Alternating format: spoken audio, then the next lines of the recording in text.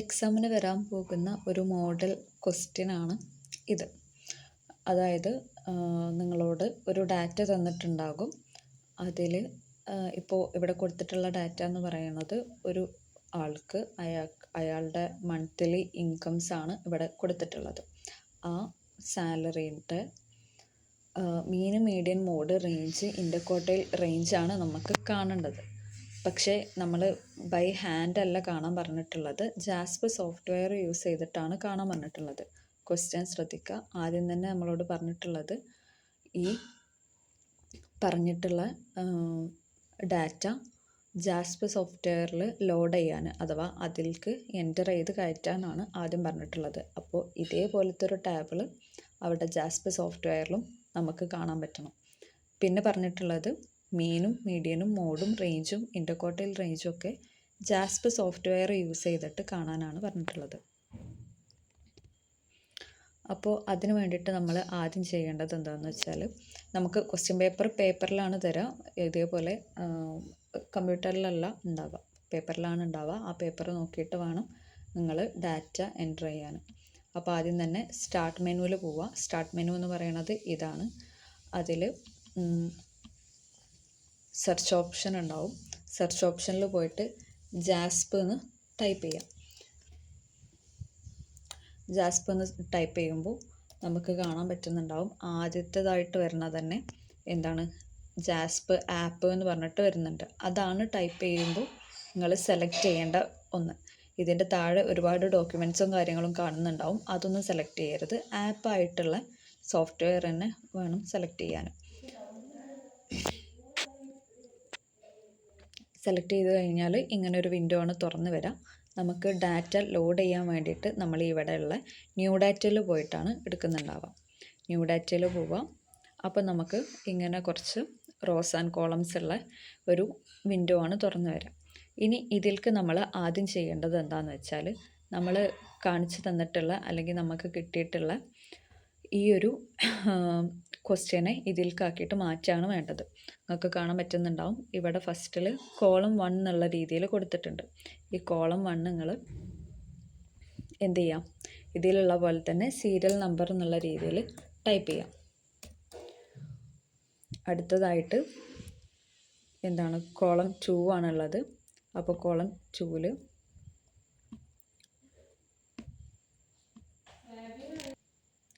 Column 2ലായിട്ട് നമ്മൾ type ചെയ്യേണ്ടത് കാണാൻ പറ്റുന്നുണ്ടാവും, മന്താണ് കോളം 2ലായിട്ട് വരിക. അപ്പോൾ മന്ത് എന്നുള്ളത് അവിടെ ടൈപ്പ് ചെയ്ത് കൊടുക്കുക.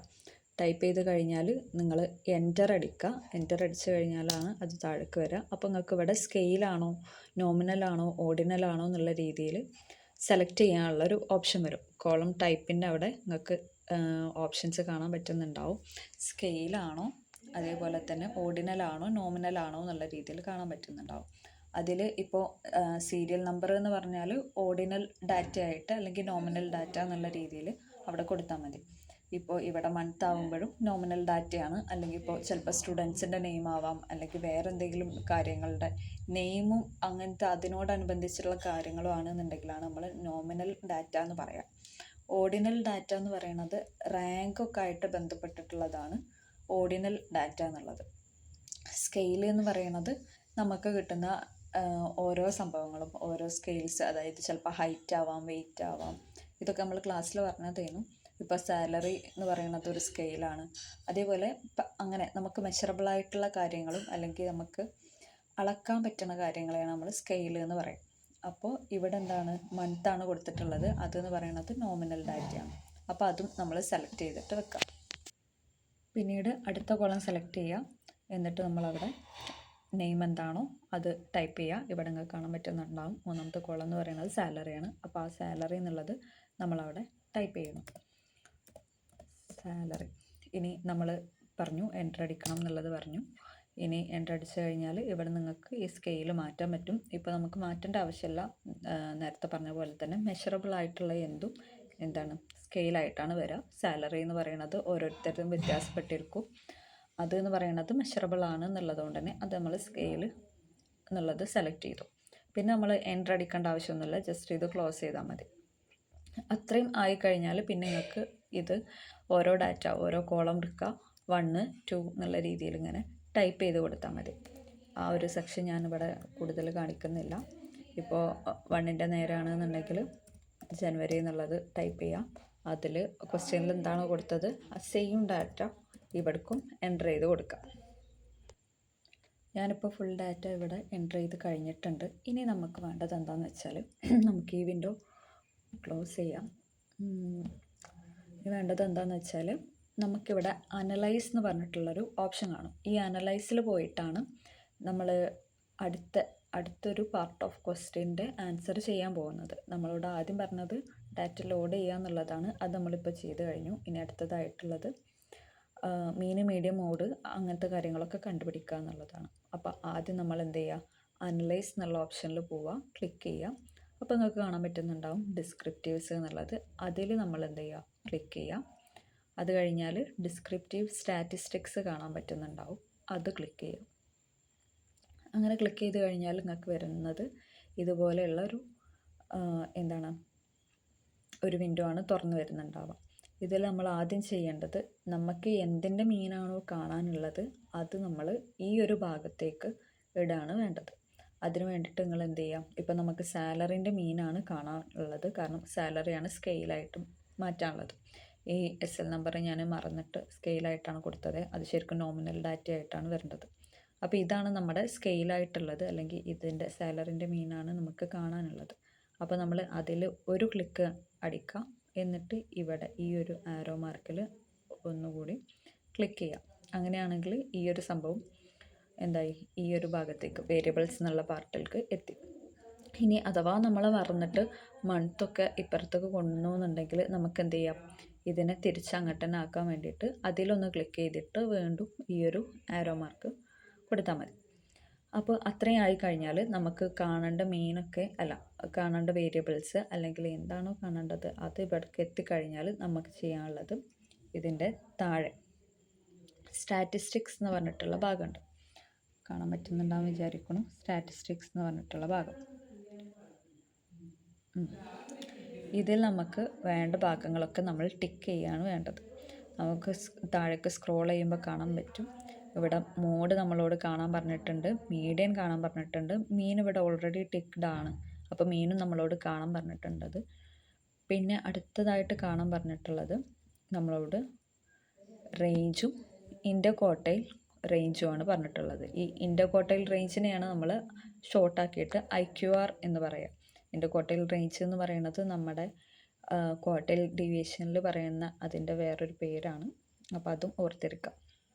അപ്പോൾ ഇത്രയും കാര്യങ്ങളാണ് നമുക്ക് ടിക്ക് ഇടേണ്ട കാര്യങ്ങൾ. ഇനി ആവശ്യമില്ലാത്ത കാര്യങ്ങളൊക്കെ നമുക്ക് വേണമെങ്കിൽ ടിക്ക് ഒഴിവാക്കാം.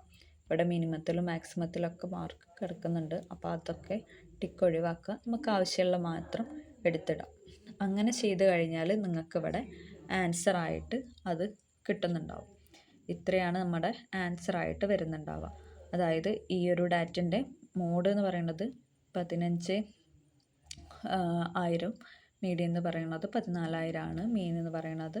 ഇവിടെ അങ്ങനെ എല്ലാ സ്റ്റാൻഡേർഡ് ഡീവിയേഷനും IQRും റേഞ്ചും എല്ലാതും കൊടുത്തിട്ടുണ്ട്. ഇനി നിങ്ങൾ ചെയ്യേണ്ടത് എന്താണെന്ന് വെച്ചാൽ ഈ ഒരു ഡാറ്റ ഇപ്പം നിങ്ങൾക്ക് കിട്ടിയിട്ടുള്ള ഇതാണ് ഇതിൻ്റെ ഒരു ആൻസർ ആയിട്ടുള്ളത്. അപ്പോൾ ഈ ഒരു ടേബിള് ഇതുപോലെ തന്നെ ആ ഒരു നിങ്ങളുടെ ആൻസർ ഷീറ്റിലേക്ക് പകർത്തി എഴുതുക എന്നുള്ളതാണ് അടുത്ത ടാസ്ക്കായിട്ട് ഉള്ളത്. ഈ ടേബിൾ ഇതുപോലെ തന്നെ നിങ്ങൾ ആൻസർ ഷീറ്റിലേക്ക് എഴുതുക. അപ്പോൾ ആൻസർ ഷീറ്റിൽ നിങ്ങൾ ക്വസ്റ്റ്യൻ പേപ്പർ അല്ലെങ്കിൽ ക്വസ്റ്റ്യൻ എന്താണോ അതുണ്ടാകും. അതേപോലെ തന്നെ ഈ പറഞ്ഞ ഒരു ആൻസറും അതിൽ കാണണം. ഇത്രയും ആയി കഴിഞ്ഞാൽ, അതായത് നിങ്ങൾ ആൻസർ ഷീറ്റിൽ എഴുതി കഴിഞ്ഞു എന്ന് ഉറപ്പ് വരുത്തിയാൽ നിങ്ങൾ ചെയ്യേണ്ട കാര്യം എന്താണെന്ന് വെച്ചാൽ ഇവിടെ ഈ ഒരു 3 ലൈനിൽ പോയിട്ട് ക്ലിക്ക് ചെയ്യുക. അതിൽ സേവാസ് ഉണ്ടാകും. ഈ സേവാസ് ഓപ്പൺ ചെയ്യുക. ഡെസ്ക് ടോപ്പിൽ പോയിട്ട് ഇവിടെ ഒരു ഫയൽ ഉണ്ടാകും, കാണാൻ പറ്റുന്നുണ്ട് വിചാരിക്കുന്നു. സെക്കൻഡ് സെം എക്സാം എന്നാണ് ഇപ്പോൾ കൊടുത്തിട്ടുള്ളത്. ഇപ്പോൾ നിങ്ങളുടെ ഇതിലാണെന്നുണ്ടെങ്കിൽ ഫസ്റ്റ് സെം എക്സാം എന്നുള്ള രീതിയിൽ ഇതുപോലൊരു ഫോൾഡർ കാണിക്കുന്നുണ്ടാകും. അത് കാണിക്കുന്നില്ല എന്നുണ്ടെങ്കിൽ ഡെസ്ക് ടോപ്പിൽ നേരെ ഡയറക്റ്റായിട്ട് നിങ്ങൾക്ക് സേവ് ചെയ്താലും മതി. കാണിക്കുകയാണെന്നുണ്ടെങ്കിൽ എന്ത് ചെയ്യണം, ഈ ഒരു ഫയലിൽ പോയിട്ട് ഇതുപോലെ ഫുൾ നെയിമും നിങ്ങളുടെ രജിസ്റ്റർ നമ്പർ കിട്ടിയിട്ടില്ല എന്നുള്ളതുകൊണ്ട് നിങ്ങളുടെ റോൾ നമ്പറും എഴുതിയിട്ട് വേണം ഇത് കംപ്ലീറ്റ് ചെയ്യാൻ. അങ്ങനെ എഴുതിയിട്ട് ഇപ്പോൾ ഞാനിവിടെ എക്സാമ്പിളായിട്ട് കൊടുക്കാം. ഫയൽ നെയിമിൻ്റെ ഭാഗത്താണ് നിങ്ങൾ ചെയ്യേണ്ടത്. ഫയൽ നെയിം എന്നുള്ളിടത്ത് നിങ്ങൾ എന്ത് ചെയ്യാം, നിങ്ങളുടെ ഫുൾ നെയിം എഴുതാം, നിങ്ങളുടെ റോൾ നമ്പറും എഴുതാം. ഏതാണ് ഡിപ്പാർട്ട്മെൻറ്റ്, റോൾ നമ്പർ എന്ന് പറയുന്നത് 6 ലെറ്റേഴ്സ് അല്ലെങ്കിൽ 6 നമ്പേഴ്സ് ഉള്ളതാണ് നിങ്ങളുടെ റോൾ നമ്പർ എന്നുള്ളത്. അതിൻ്റെ കൂടെ നിങ്ങളുടെ ഡിപ്പാർട്ട്മെൻറ്റ് ഏതാണ് എന്നുള്ളതും കൂടി എഴുതാം. ഇങ്ങനെയാണ് അപ്പോൾ നിങ്ങൾ സേവ് ചെയ്യേണ്ടി വരിക. അതായത് നിങ്ങളുടെ ഫുൾ നെയിം എഴുതാം, റോൾ നമ്പർ എഴുതാം, നിങ്ങളുടെ ഡിപ്പാർട്ട്മെൻറ്റും എഴുതാം. സൈക്കോളജി എന്നുള്ളതിൽ സൈ എന്നിട്ടാലും കുഴപ്പമില്ല. ഇനി ബികോമിൻ്റെത് പിന്നെ ബികോം എന്നുള്ള രീതിയിലാണ് ഇടാം. അപ്പോൾ ഇത്രയും കാര്യങ്ങൾ ചെയ്ത് കഴിഞ്ഞാൽ നിങ്ങൾക്ക് ഇവിടെ സേവ് ഓപ്ഷൻ ഉണ്ടാകും, അതിൽ പോയിട്ട് സേവ് ചെയ്യുക. ഇത്രയാണ് നിങ്ങൾ ചെയ്യേണ്ടത്. അത് കഴിഞ്ഞാൽ ക്ലോസ് ചെയ്തിട്ട് വെക്കുക. ഓക്കെ, അപ്പോൾ ഇത്രയാണ് എക്സാമിന് ചോദിക്കുന്നുണ്ടാവുക. ഇത് നന്നായിട്ട് പഠിച്ചു വരാം.